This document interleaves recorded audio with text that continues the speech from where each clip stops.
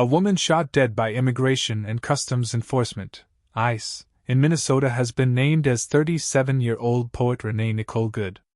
The mother of three was named by her mother Donna Ganger, who spoke to the Minneapolis Star-Tribune on Wednesday afternoon. She was probably terrified, Ganger said. The grieving mom denied reports Good would have been part of anything like the protests against ICE that were taking place at the location where she was killed. That's so stupid, she said. Renee was one of the kindest people I've ever known. She was extremely compassionate. She's taken care of people all her life. She was loving, forgiving, and affectionate. She was an amazing human being. Good was a poet and mother of three children who grew up in Colorado Springs. She was married to a comedian named Timothy Macklin who died in 2023 and now lives in Minneapolis with her partner, whose name has not been shared. She and Macklin had one child together, a 6-year-old son, who is now orphaned.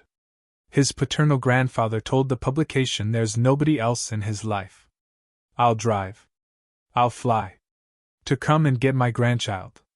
Good was shot 3 times in the face at a protest in Minneapolis on Wednesday after she ignored ICE agents' demands to get out of her car, reversed it, and tried to drive off. ICE claimed she deliberately drove her burgundy SUV at agents, but witnesses dispute that, and Mayor Jacob Frey called it bullshit. Department of Homeland Security Secretary Kristi Noem described Good's actions on Wednesday as an act of domestic terrorism and defended her officer's actions. An officer of ours acted quickly and defensively, shot to protect himself and the people around him, she said. She later confirmed ICE operations are still underway in Minnesota in spite of the controversy. Good is a registered voter, but her party affiliation is not listed in public records. Videos shared online captured a woman speaking to a distressed onlooker who claimed to be Good's wife and said she had a 6-year-old child. "That's my wife, I don't know what to do," the onlooker wailed. The man filming the video asked if the screaming woman was with the victim, and if she had any friends who could help. "That's my wife." Unintelligible. "I have a 6-year-old at school. We're new here, we don't have anyone," she answered. A frantic onlooker shouted, "We need a doctor." The man asked if she knew any of her wife's relatives she could call, but she said, "I can't even deal with that now." Photos of the woman's car showed children's toys inside, including a plush animal and a child's drawing. Witnesses claimed Good and her wife were acting as legal observers and filming the protest when she was shot. But ICE insisted she tried to use the SUV as a deadly weapon. Footage of the shooting showed the victim blocking the road with her car until ICE agents told her to move away. She reversed to head back down the road as an agent tried to open its driver's side door handle before she drove off. 3 shots then rang out. Good lost control of the SUV and slammed it into parked cars and a light pole at high speed, prompting screams of shock from horrified onlookers. Her SUV was seen with a bullet hole through the driver's side windshield.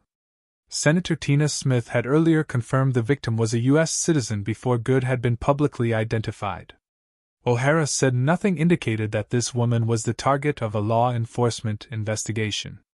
Her spouse had arrived at the hospital, where she was pronounced dead, Minneapolis Police Chief Brian O'Hara said.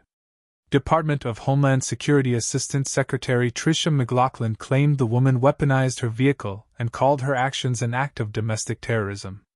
McLaughlin said the ICE agent escalated the situation because he was fearing for his own life, the lives of his fellow law enforcement, and the safety of the public. He used his training and saved his own life and that of his fellow officers, she said in a statement, describing the gunshots as defensive shots. However, Mayor Jacob Frey claimed DHS was trying to spin this as an act of self-defense. "This is bullshit," he said at a press conference. "I have a message for our community, our city, and ICE. To ICE, get out of Minneapolis. We do not want you here. Your stated reason for being in this city is safety, and you are doing exactly the opposite." Frey highlighted how people are being hurt and families are being ripped apart by immigration officials. Long-term Minneapolis residents that have contributed so greatly to our city, to our culture, to our economy, are being terrorized, and now somebody is dead. "That's on you, and it's also on you to leave," he said. The FBI and the Minnesota Bureau of Criminal Apprehension are investigating the shooting, O'Hara said, as he disputed DHS's version of events. Governor Tim Walz asked his citizens to remain calm as he slammed DHS narrative as propaganda. The state will ensure there is a full, fair, and expeditious investigation to ensure accountability and justice, he wrote on Twitter. Don't believe this propaganda machine. Hundreds of ICE agents are near the corner of 33rd and Portland Avenue this morning as immigration tensions continue to rise in the Midwestern city. Protesters have been gathering in the area in response to the shooting, and some threw snowballs at ICE officers. Others took the streets waving flags that read FTP, standing for Fuck the Police. Some were also seen burning the American flag, as others held them upside down. Videos shared online showed ICE and other federal agents douse protesters with tear gas and pepper spray. During a press conference on Wednesday afternoon, Walz warned the Minnesota National Guard to prepare for deployment to Minneapolis.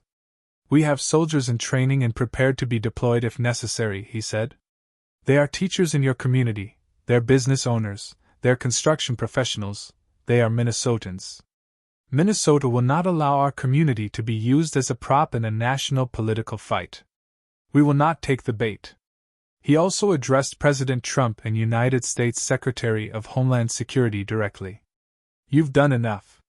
We do not need any further help from the federal government, he said. What we're seeing is the consequences of governance designed to generate fear, headlines, and conflict.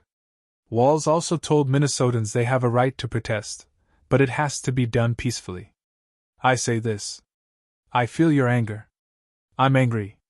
They want to show, we can't give it to them. We cannot.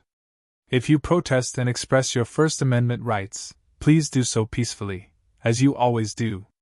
We can't give them what they want, he said.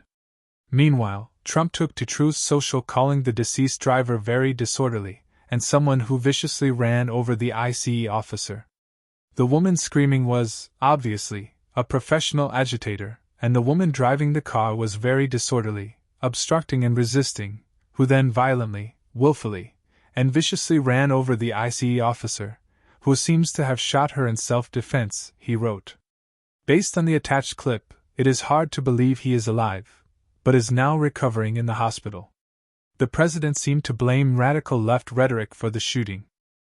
The situation is being studied in its entirety, but the reason these incidents are happening is because the radical left is threatening, assaulting, and targeting our law enforcement officers and ICE agents on a daily basis, he wrote.